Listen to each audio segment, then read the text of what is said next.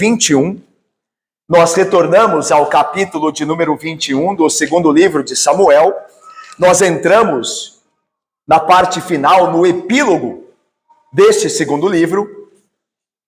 Nós começamos a pregar neste capítulo no domingo passado, os irmãos se lembram, e nós vimos apenas o primeiro versículo, que nos ensinou muitas coisas acerca de Deus e como Deus trata o pecado não confessado, o pecado não do qual não nos arrependemos, o pecado não expiado pela fé em Jesus Cristo. Como Deus trata, nós vimos. Deus, vocês se lembram no contexto, né? No final do reinado de Davi, Deus envia uma fome de 3 anos ao reino de Israel, e Davi vai procurar o Senhor para saber o que estava acontecendo. Por que a graça do Senhor, por que a sua bênção não estava sobre Israel, permitindo que houvesse fome, ou seja, a chuva não caía durante 3 anos. E Deus responde dizendo: há culpa de sangue sobre a casa de Saul, porque ele matou os gibeonitas. E então aí nós, no domingo passado, aprendemos que Deus, irmãos, ele é justo e responsabiliza as pessoas pelos seus crimes que cometem contra os outros. Nós vimos também que Deus, ele em sua justiça, não se esquece e é implacável. Deus não esquece dos pecados cometidos. Havia passado anos depois da quebra da promessa por parte de Saul, feita aos gibeonitas, e o crime que ele cometera contra aqueles, e Deus agora, ele pede de fato a justiça. Então, passaram-se anos, mas Deus não havia se esquecido do crime praticado. Então Deus não se esquece de pecados não confessados, de pecados não arrependidos. Não importa o tempo que tenha passado. Se eu e você não nos arrependemos, Deus não se esquece e será implacável na cobrança desses mesmos pecados. Aprendemos também que o julgamento de Deus, o seu juízo, não é apenas implacável do qual ele não se esquece, mas também ele retribui de maneira justa. Ele exige, nós veremos isso hoje melhor, ele exige uma justa retribuição.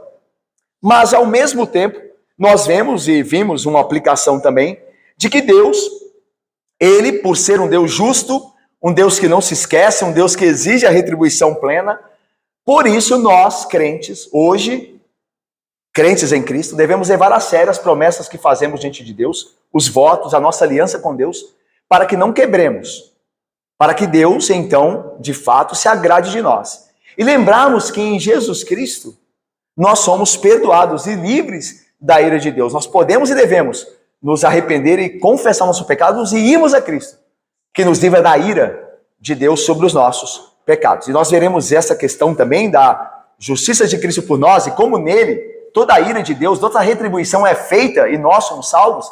Nós veremos isso melhor também no texto de hoje. Então eu passarei a leitura do capítulo 21, de 1 a 14. Os irmãos me acompanhem enquanto a palavra de Deus é lida. Diz assim a palavra de Deus: tendo Saul voltado de perseguir os filisteus, irmão, 2 Samuel, estava no primeiro livro de Samuel. Pronto. 2 Samuel 21, versículo 1 até 14. Houve em dias de Davi uma fome de 3 anos consecutivos. Davi consultou ao Senhor e o Senhor lhe disse: há culpa de sangue sobre Saul e sobre a sua casa, porque ele matou os gibeonitas. Então chamou o rei os gibeonitas e lhes falou: os gibeonitas não eram dos filhos de Israel, mas do resto dos amorreus. E os filhos de Israel lhes tinham jurado poupá-los. Porém, Saul procurou destruí-los no seu zelo pelos filhos de Israel e de Judá. Perguntou Davi aos gibeonitas: que quereis que eu vos faça? E que resgate vos darei, para que abençoeis a herança do Senhor? Então os gibeonitas lhe disseram: não é por prata nem ouro que temos questão com Saul e com a sua casa, nem tampouco pretendemos matar pessoa alguma em Israel. Disse Davi: que é, pois, que quereis que vos faça? Responderam ao rei: quanto ao homem que nos destruiu e procurou que fôssemos assolados, sem que pudéssemos subsistir em limite algum de Israel, de seus filhos se nos deem 7 homens, para que os enforquemos ao Senhor, em Gibeá de Saul, o eleito do Senhor. Disse o rei: eu os darei. Porém o rei poupou a Mefibosete, filho de Jonatas, filho de Saul, por causa do juramento ao Senhor, que entre eles houvera, entre Davi e Jonatas, filho de Saul.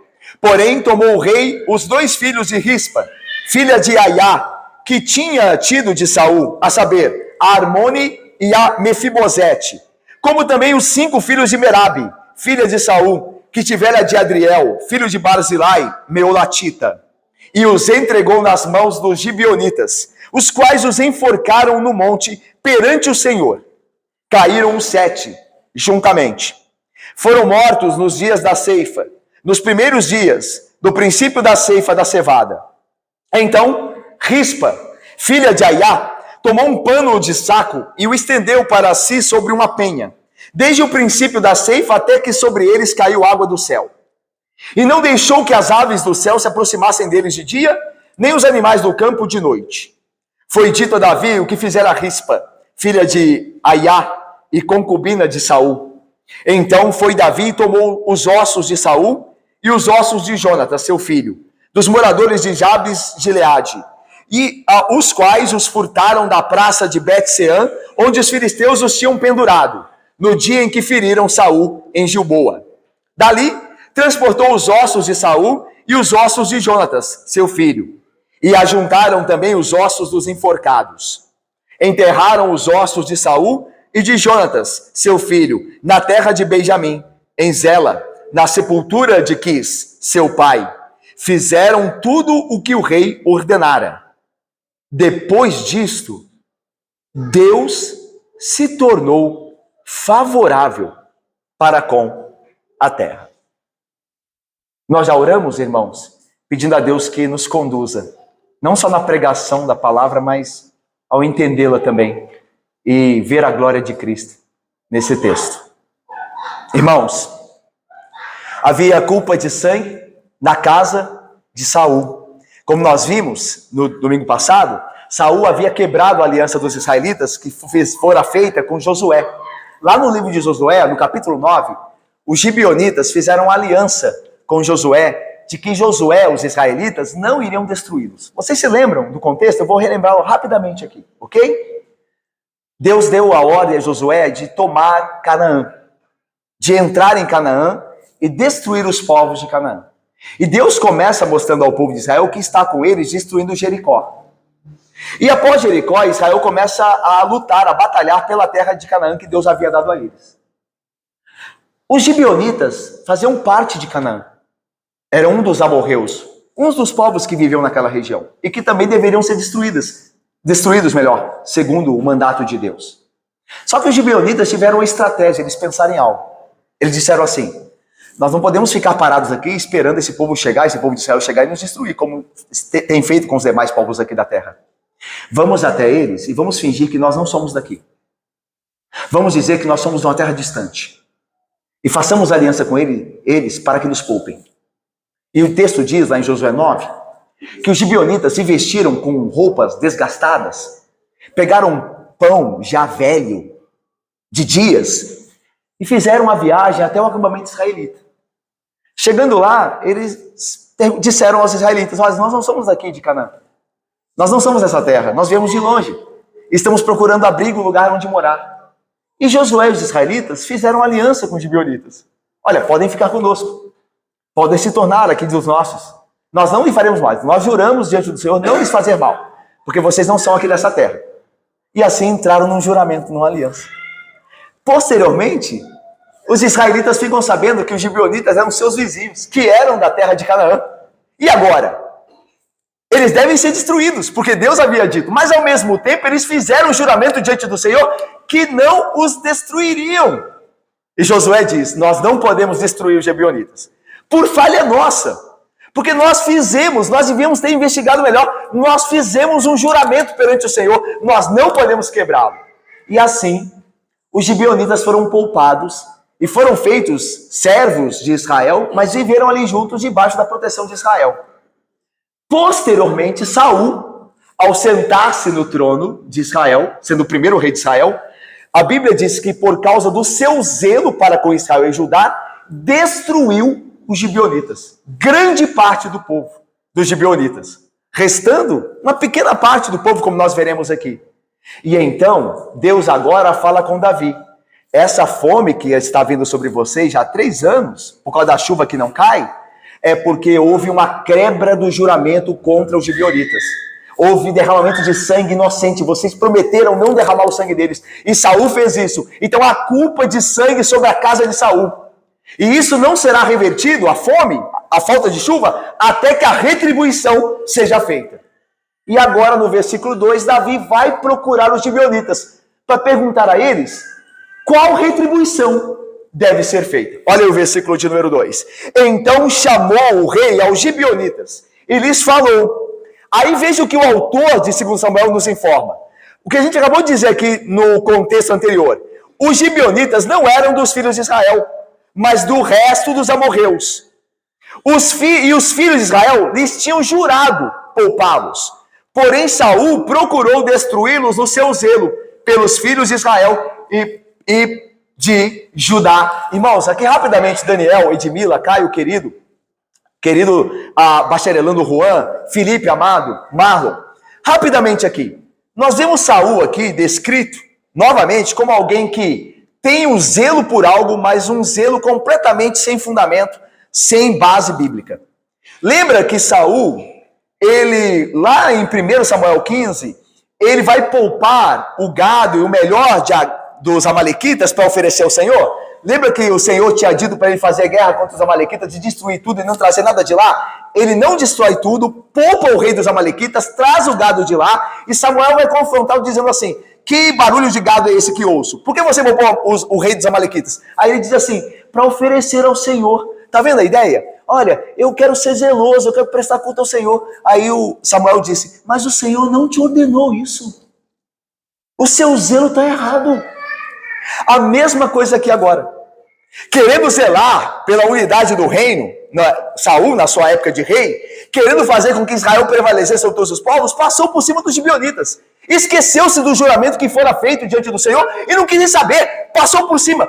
E a Bíblia diz que no seu zelo ele fez isso, mas é um zelo errado. Irmãos, não adianta só ter zelo. Você tem que estar certo biblicamente do que o que você faz com zelo é a vontade de Deus. Lembra de Jesus falando com a mulher samaritana que nós vimos há pouco, pelas manhãs aqui, aos domingos? Jesus disse assim, vocês adoram o que vocês não conhecem. Vocês adoram, vocês estão preocupados em adorar, mas vocês não sabem como adorar, vocês adoram errado. Então não é só adorar, não é só ter zelo, é ter zelo segundo o que Deus diz. Tem muitas pessoas que são religiosas, zelosas, mais do que eu e você. Tem muitos católicos apostólicos romanos que levam a sério a religião deles, mais do que eu e você levamos a nossa, que é a verdadeira pela graça de Deus. Mas eles não serão salvos porque eles são zelosos. E você e eu, por mais fraco que sejamos, seremos salvos. Porque estamos na verdade. Não quer dizer que eu e você devemos continuar não zelosos. Mas o ponto não é que nós somos salvos por zelo, pelo nosso zelo, senão seria por mérito. Mas nós somos salvos porque estamos na verdade. Devemos aprender isso. Não é o zelo que salva alguém. Ainda mais quando o zelo não tem base na Bíblia. A pessoa faz aquilo, acredita naquilo e faz piamente aquilo. Mas está errado. Veja, Saul fez por zelo. E Deus disse, vocês estão debaixo de maldição por conta de Saul. Ele quebrou o juramento feito diante de mim. Ele fez com zelo, mas fez errado.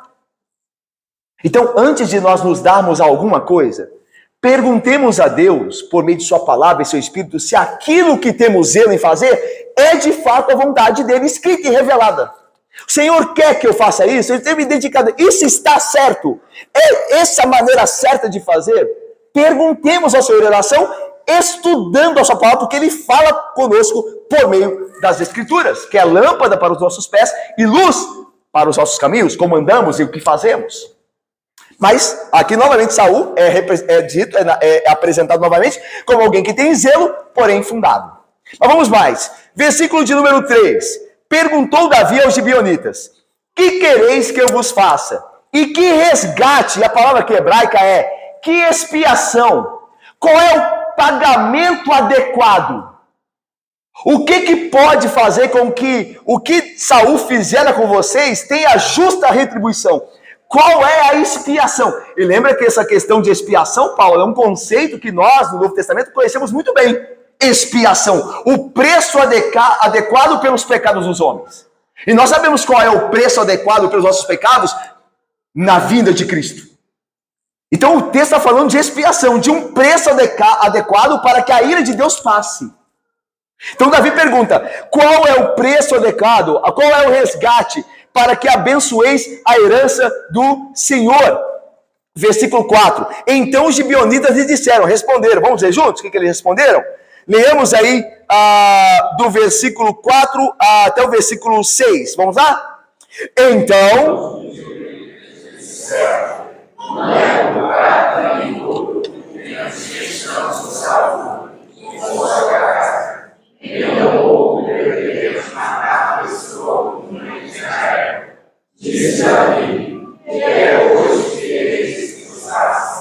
Responderam ao rei, quanto ao homem que nos destruiu e procurou que fôssemos assolados,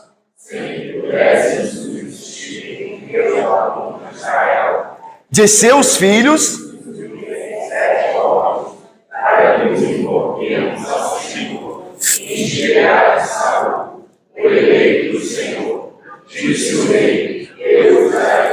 irmãos, Davi pergunta, o que quer que eu vos faça? E eles dizem, não é por questão de ouro nem prata que nós temos algo contra Saul. Ou seja, nós não queremos dinheiro. Aliás, a lei de Moisés proibia o resgate de homicida por dinheiro. A lei de Moisés diria que não será resgatado por dinheiro, por valor, a vida do homicida. Números 35, 31, abre aspas. Não aceitareis resgate pela vida do homicida, dinheiro pela vida do homicida, que é culpado de morte, mas antes o homicida será morto. Então, o homicida será morto. Não aceitareis resgate por valor. Então, parece que os gibeonitas conheciam a lei. Porque eles estão dizendo, olha, nós não queremos ouro nem prata. A questão não é dinheiro. E aí eles acrescentam, e também não queremos fazer guerra contra Israel. Porque aqui diz assim, eles vão dizer, nós não pretendemos matar pessoa alguma em Israel. Ou seja, nós não queremos entrar em guerra com vocês. Ok? E aí continua, Davi, então o que vocês querem que vos seja feito? Aí eles respondem, versículo 5. Agora presta atenção nesse versículo 5, ele é muito importante para entender o contexto. Diz assim, quanto ao homem que nos destruiu e nos assolou, fez com que nós não pudéssemos subsistir em limite algum de Israel. Irmãos, não foram mortos poucos gibeonitas. O termo aqui, ele nos destruiu, ele quase acabou com o povo. Nós nos tornamos uma tribo pequena, um povo pequeno, porque ele nos assolou, nós fomos mortos em grande número, meu povo foi assolado, foi destruído, é como se não mais existisse. Então não é, tanto que será exigido 7 filhos de Saul, mas a ideia aqui é que o número é misericordioso, tá? Os gibeonitas são misericordiosos, porque certamente morreram mais do que 7 homens. Para eles disserem que fomos destruídos, fomos assolados. Então a questão dos gibeonitas em exigirem 7 filhos de Saul, da casa de Saul, é também não só, obviamente, a retribuição plena. É interessante que o 7, para a literatura hebraica, para os judeus, é um número de integridade, plenitude, é um número perfeito, ou seja, a perfeita retribuição, a justa retribuição, daí possivelmente o número 7 aqui, 7 filhos da casa de Saul, 7 descendentes de Saul, mas é ainda um número que mostra misericórdia, que mostra porque deveriam morrer muito mais israelitas, porque certamente morreram muito mais gibeonitas, então é um número simbólico aqui, e aí continua o texto. Quanto ao homem que nos destruiu, versículo 5, nos assolou e procurou, que fôssemos assolados, sem que pudéssemos subsistir em limite algum de Israel, de seus filhos, se nos deem 7 homens, para que o enforquemos ao Senhor em Gibeá de Saul, eleito seu. Por que enforcar? Porque a lei diz que maldito o que for pendurado no madeiro. Cristo vai viver isto através da crucificação, mas o enforcamento era também ser pendurado no madeiro. E a pessoa que fosse pendurada era de fato considerada maldita. A casa de Saul era maldita, porque Saul, como representante da casa, havia quebrado o juramento que fizera a Deus, o povo. E agora a casa dele está debaixo de maldição. Por isso, para que o enforquemos. Então não é sadismo aqui, tá, irmãos? Não é sadismo. Vamos enforcá-los para que sofram. Não é a questão. A questão é para se expiar e para se, de fato, ser liberto da maldição. Alguém tem que ser maldito. E a maldição está sobre aquele que é pendurado no madeiro. Por isso a morte específica, para que o enforquemos. Os enforquemos. E outra coisa, por que em Gibeá de Saul? Porque os gibeonitas foram mortos em sua cidade. Eles foram dizimados no seu local de moradia. Então eles serão enforcados na cidade de Saul, em Gibeá de Saul. Percebam a justa retribuição? Como a questão aqui não é violência por violência, mas a questão da retribuição. E Deus, nós sabemos da Bíblia que Deus é um Deus de retribuição. Deus é justo.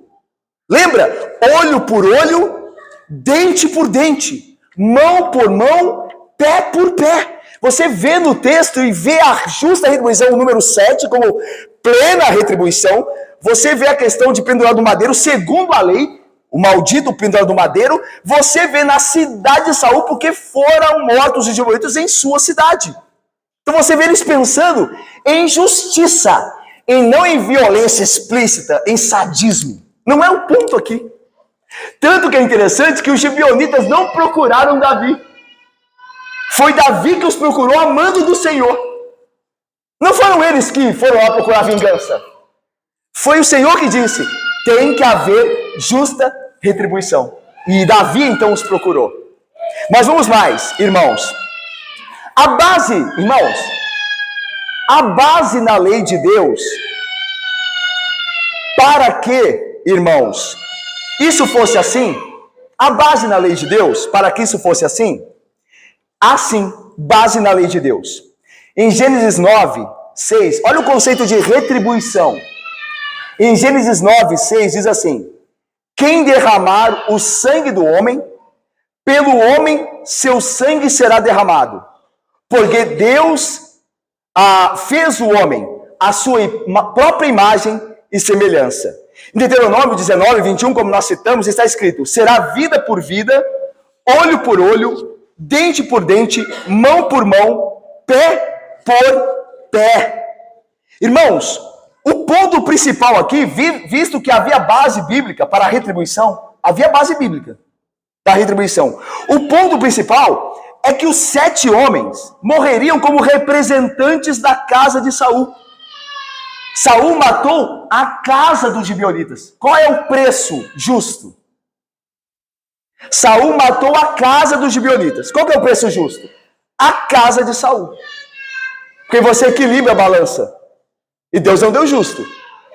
E aí diz o texto, irmãos, em Números 35, versículo 33, diz assim, não profanarás a terra em que vives, porque o sangue profana a terra, e nenhuma expiação poderá ser feita pela terra, pelo sangue que for nela derramado, exceto pelo sangue daquele que o derramou. Então, se a casa dos gibeonitas foi destruída, a justa retribuição é que haja, de fato, retribuição e justiça na casa de Saul. Então, como Deus diz, há sangue na casa de Saul. Versículo de número 7. Olha o versículo número 7. Porém, o rei poupou a Mefibosete, filho de Jonatas, filho de Saul, por causa do juramento do Senhor, que entre eles houvera, entre Davi e Jonatas, filho de Saul. E é interessante que, é importante agora, do versículo 7 até o 14, que 3 personagens vão dominar a narrativa. Davi, Rispa, a mãe dos 2 filhos de Saul enforcados, junto com mais 5, e Deus no final. E todos os 3 agem com fidelidade. Davi, ele tem que atender o pedido dos gibeonitas, para que a retribuição seja feita. Veja que a questão aqui, meus irmãos, é uma justiça militar, tá? A gente vai entrar nisso. A questão aqui é de justiça e retribuição militar. Então, aqui não tem a ver com salvação, Deus condenando aqueles homens que vão morrer para o inferno, amaldiçoando eles para o inferno, nada disso. Que é justiça militar. Foram mortos ali, tem que retribuir aqui. É a justa retribuição, como a justiça tem que ver. E aí o ponto é que Davi, ao fazer isso, ele leva em consideração o juramento que ele fez a Jonatas, porque ele poderia ter entregado o Mefibosete, filho de Jonatas, porque é um descendente de Saul, só que ele não entrega. Por quê? Porque ele fez um juramento. É interessante, enquanto Saul quebra o juramento, Davi guarda o juramento. Tá vendo o contraste? Marlon, Irineia. Enquanto Saul quebrou o juramento com os gibeonitas, Davi guarda o juramento com Jonatas, poupando seu filho Mefibosete. Rispa, como nós veremos, a mãe de 2 enforcados, ela é fiel ao seu zelo de mãe. Diz o texto que o corpo de seus filhos, junto com os outros descendentes de Saul, não foram sepultados, ficaram expostos. E ela pegou, foi para um alto, colocou os corpos juntos ali, e afastava as aves do céu e os animais do campo para não comerem os corpos. Ou seja, ela foi mãe até na hora da morte. Ela protegeu os filhos. Então a ideia de fidelidade. E por fim, Deus será fiel em mandar chuva logo após a execução ser feita, a retribuição. O texto termina de Deus mandando chuva. Então Deus foi fiel. Houve a retribuição justa, então Deus voltou a abençoar a terra. Tá vendo? Fidelidade, fidelidade, fidelidade que contrasta com a infidelidade de Saul. Ok? Mas vamos ver cada um então. Primeiro Davi. Davi então poupa Mefibosete, porque ele era filho de Jonatas e Davi havia feito uma promessa a Jonatas, que não mataria seu filho, que pouparia Mefibosete. Agora veja o que Davi faz, versículo 8 e 9, vamos ler juntos? 8 e 9? Leiamos. Porém, tomou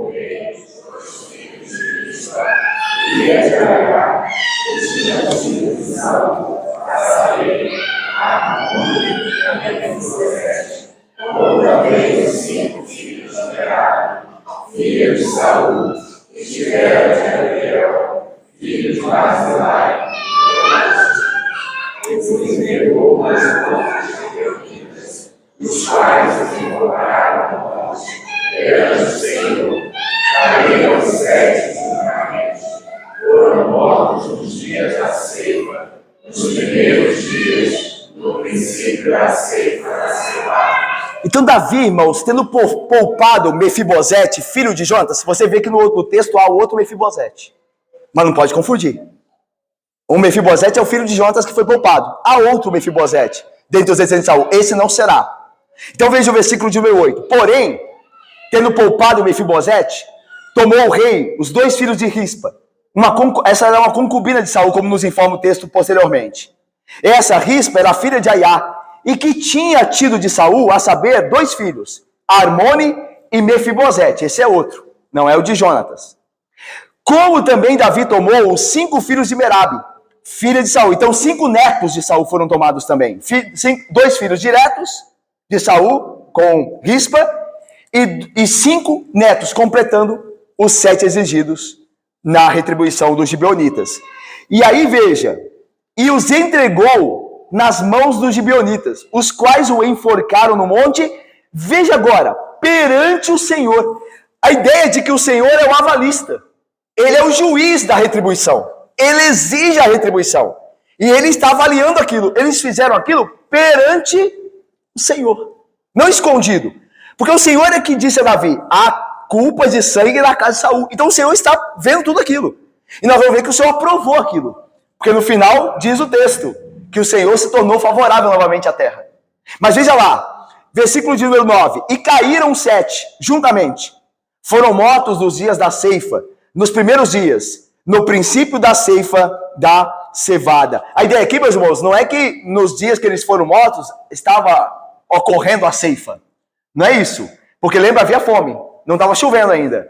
Mas a ideia de que eles foram mortos no período em que geralmente, costumeiramente, se tinha a colheita, a ceifa da cevada. Deu para entender? Então aí, perfeitos? Agora vamos aqui. Irmãos, esse texto, ele é mal entendido, muitas vezes, com questão de maldição hereditária.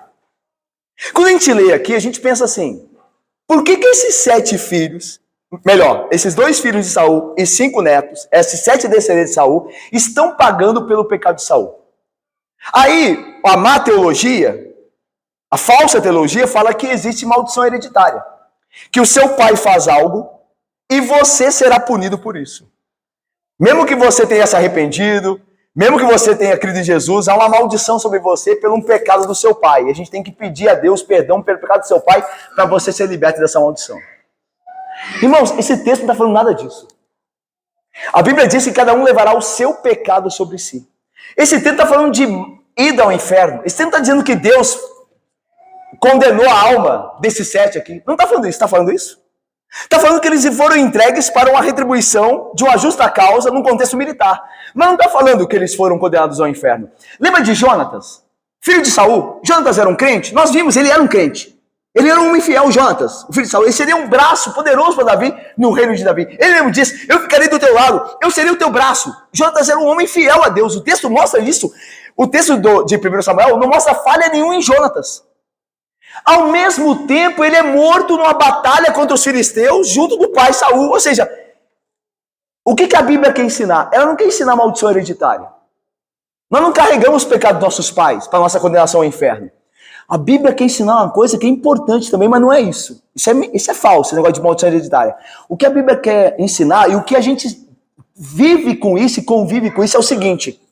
Há pecados que nós praticamos que vão prejudicar os nossos filhos, que podem prejudicar nossos filhos.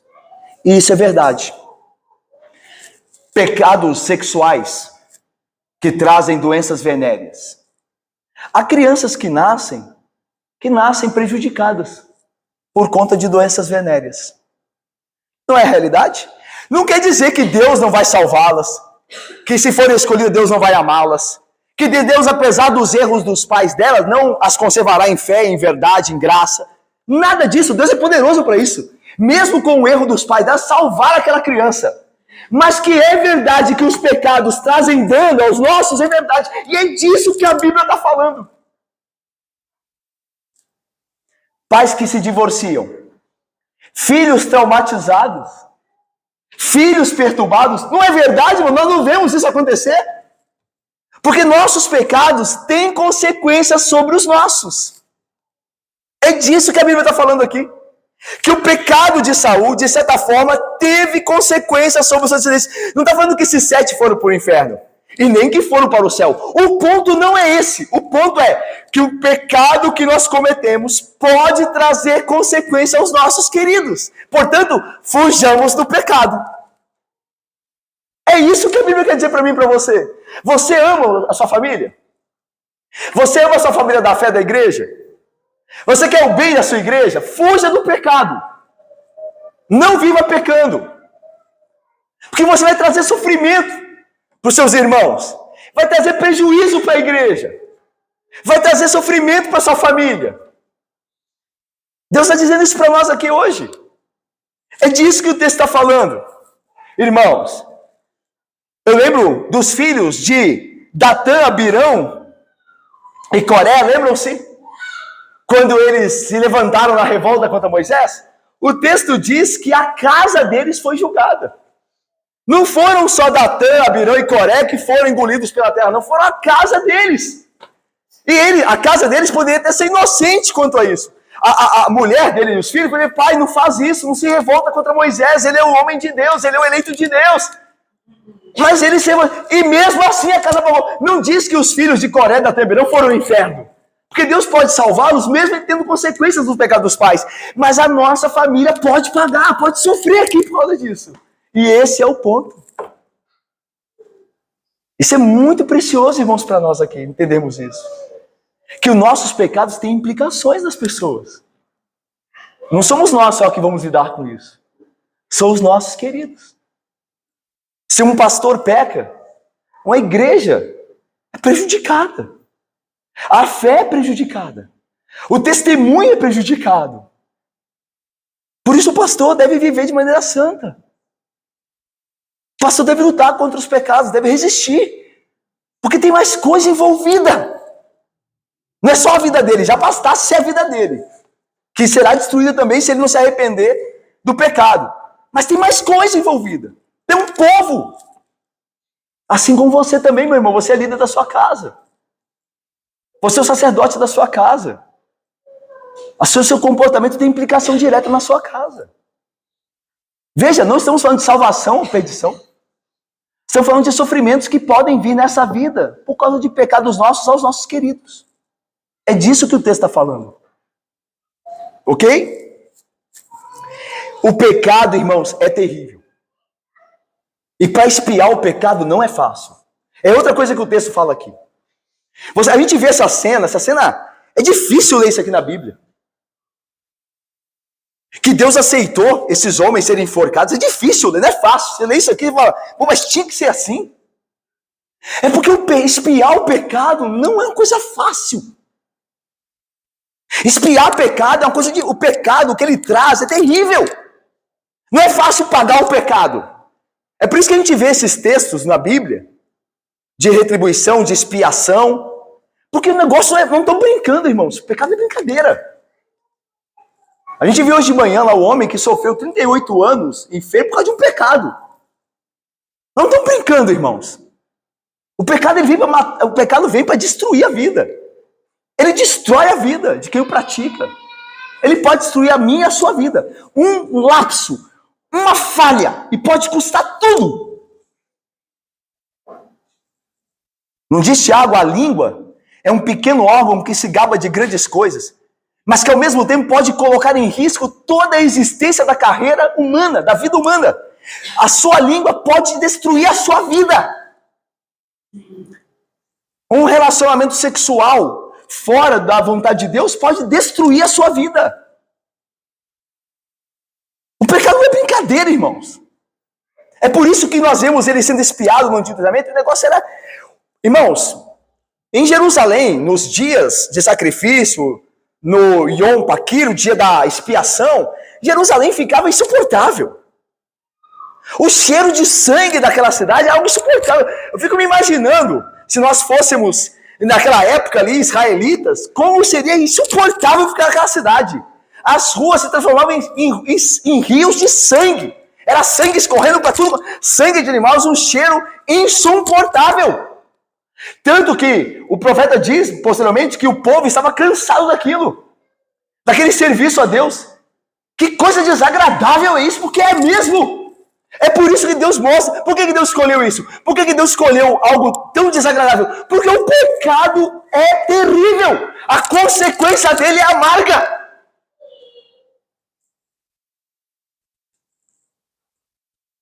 E nós vimos isso na cruz.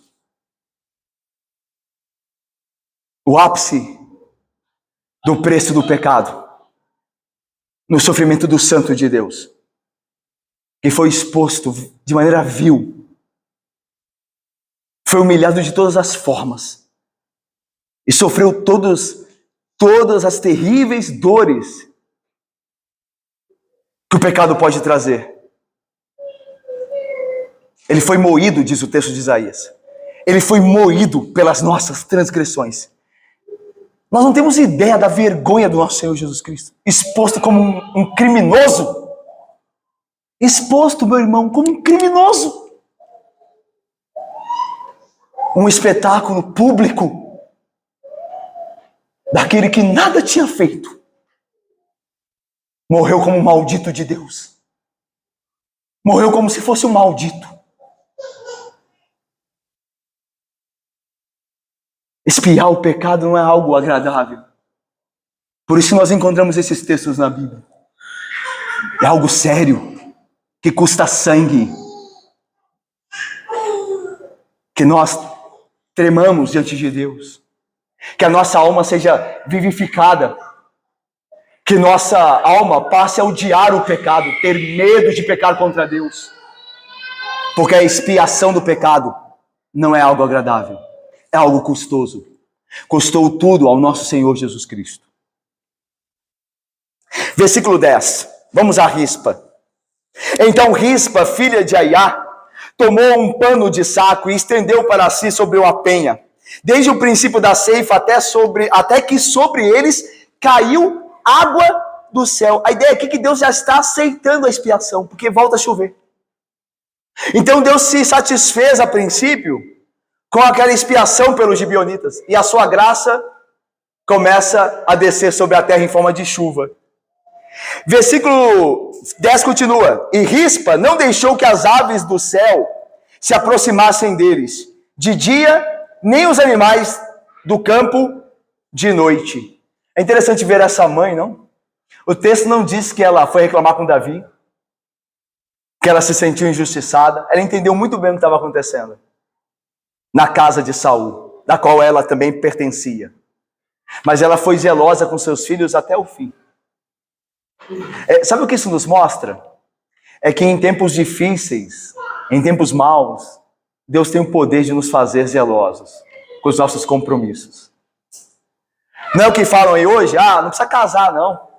Não casa não, que casamento não leva nada. As pessoas estão divorciando aí. Não é porque as pessoas estão divorciando que eu não vou ser fiel. Não é porque os tempos estão difíceis e os homens secularizados, sensuais, que eu não vou ser fiel à minha esposa. Deus me dá graça. Vou clamar ao Senhor, vou buscar o Senhor e Ele me fará fiel. Tanto Davi quanto Rispa mostram fidelidade em tempos difíceis. Davi tinha que escolher o 7 da casa de Saul, mas ele não podia escolher Mefibosete. Ele foi fiel à aliança a Jonatas. São exemplos de fidelidade em tempos difíceis. E nós devemos refletir sobre isso. Nós não podemos justificar que os homens têm falhado e nós temos o direito de falhar também. Porque hoje quem é que não faz isso? Quem é que não faz isso? Quem é que não peca? Quem é que não vive assim? Nós não podemos pensar assim. Nós devemos ser fiéis. Nós devemos buscar poder em Deus para isso. Assim como fez Davi, assim como fez Rispa aqui, em tempos difíceis. Mas aí veja, versículo 11, caminhando para o fim. Foi dito a Davi o que fizera Rispa, filha de Aiá e concubina de Saul. Então foi Davi e tomou os ossos de Saul e os ossos de Jonatas, seu filho, dos moradores de Jabes de Gileade, os quais os furtaram da praça de Bet-Sean, onde os filisteus os tinham pendurado, no dia em que feriram Saul em Gilboa. Dali, transportou os ossos de Saul e os ossos de Jonatas, seu filho, e ajuntaram também os ossos dos enforcados. Enterraram os ossos de Saul e de Jonatas, seu filho, na terra de Benjamim, em Zela, na sepultura de Quis, seu pai. Fizeram tudo o que o rei ordenara. Depois disso, Deus se tornou favorável para com a terra. Irmãos, terminando o nosso texto, nós vemos que Davi se sentiu comovido com a atitude de Rispa, aquela mãe que havia perdido seus 2 filhos.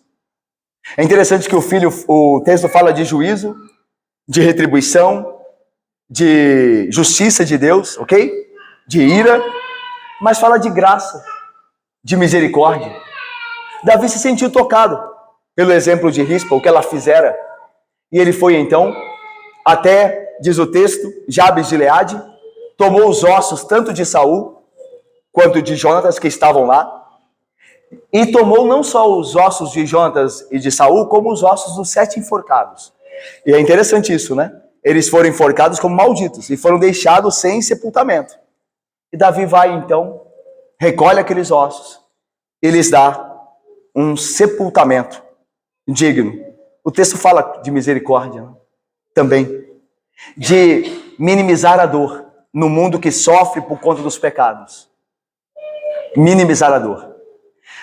Ao invés de nós ficarmos bravejando contra o céu, pela justa retribuição de Deus aos homens pecadores, nós devíamos procurar, pela graça dele, poder minimizar a dor. Minimizar a dor. Ao invés de ficar reclamando com Deus. Irmãos, quem aqui de nós pode levantar a mão e dizer que não merece a justa retribuição? Os filhos que morreram de Saul, os descendentes, os 7, eles mereciam a morte. Eles não eram santos, lembra? A alma que pecar morrerá. Todos nós somos pecadores. Todos nós merecemos a ira de Deus. É por não entender isso que nós olhamos para esses textos e temos rejeição com eles. É porque nós achamos que nós não somos pecadores, que nós somos pessoas justas. E quando nós vemos um texto desse, nos fere a nossa humanidade. Como é que Deus pode fazer isso? Não é assim que dizem, geralmente, os que não creem na palavra? Como é que um Deus tem direito de fazer isso? Eles falam assim por quê? Porque eles acham que são deuses. Eles entendem que são santos e puros. Eles não compreendem, não podem ver os seus pecados. Mas nós, somente pela graça, nós entendemos que nós nada merecemos. E que a retribuição que veio sobre os filhos de Saul, os descendentes de Saul, melhor dizendo, deveria vir sobre nós também. A nossa casa também é culpada de sangue. Porque a casa de cada um de nós aqui tem pecado. Mas Deus proveu uma justa retribuição para que nós não tivéssemos que entregar nossos filhos. Deus proveu Jesus Cristo. Todos os atos de retribuição de Deus no Antigo Testamento vão preparando, de maneira justa, o nosso coração para Jesus Cristo. A necessidade de alguém morrer por nós. Porque se ninguém morrer por nós, de maneira justa, toda a nossa casa será consumida. Eu e você seremos condenados à morte eterna, se alguém não morrer por nós. Eu fico imaginando, um autor disse, Richard Phillips, ele diz, um teólogo, ele disse que quando os filhos, os futuros descendentes de Saul passavam pelos túmulos dos 7 homens que foram enforcados para que a casa de Saul fosse poupada, quanto eles eram agradecidos por aquela expiação. Você pensou nisso? Quanto a descendência de Saul era agradecido por aqueles 7 representantes. Porque aqueles 7 representantes morreram no lugar de toda a casa de Saul que deveria morrer, porque ele destruiu a casa dos gibeonitas. Era a casa dele que tinha que morrer toda. E morreram apenas 7. Como que os descendentes de Saul eram gratos àqueles que morreram em seu lugar. Quanto mais, infinitamente mais gratos nós devemos ser a Cristo Jesus, que não tinha a obrigação de morrer por nós. Ao contrário dos 7 da casa de Saul que foram obrigados. Davi foi lá buscá-los. Mas o nosso Senhor desceu por nós, se encarnou por nós para morrer por nós, para pagar os nossos pecados. Qual é o valor disso? E qual deve ser a nossa gratidão ao reconhecer a expiação que Deus promoveu por meio de seu Filho? Deus é mau porque entregou pecadores à morte certa para eles, porque os 7 de Saul eram pecadores. Deus é mau por isso? Claro que não. Deus é justo. Aqueles 7 descendentes de Saul já estavam condenados pelos seus pecados. Deus usou para abençoar a Israel, aqueles 7, que já eram pecadores e estavam condenados, como nós todos estamos, se não cremos. Mas veja, Deus é bondoso, porque deu o seu Filho Santo por nós. Ele deu o seu Filho Santo, o seu único, ele não tinha outro. A descendência de Saul tinha outros filhos. Deus só tinha um filho. E ele deu o seu Filho unigênito por nós. O santo que não merecia a morte, morreu no meu e no seu lugar. Como nós devemos ser gratos a Jesus Cristo. Ah, meu irmão, você não pode ser tão bem-aventurado e feliz se você não entender isso. Do que Cristo te livrou. Ele te livrou da justa retribuição de Deus. Ele te livrou da ira de Deus. A ira justa de Deus sobre os seus pecados e sobre os meus pecados. É disso que nós somos libertos. Pelo sangue de Cristo. Pelo sangue daquele que cumpriu a expiação por nós. O devido, o adequado pagamento em nosso lugar. Jesus Cristo. E nós devemos viver pela graça, olhando para Ele, sendo gratos a Ele, obedecendo a Ele, por tão grande amor e por tão grande salvação que Ele nos deu. Que Deus assim nos abençoe. Amém.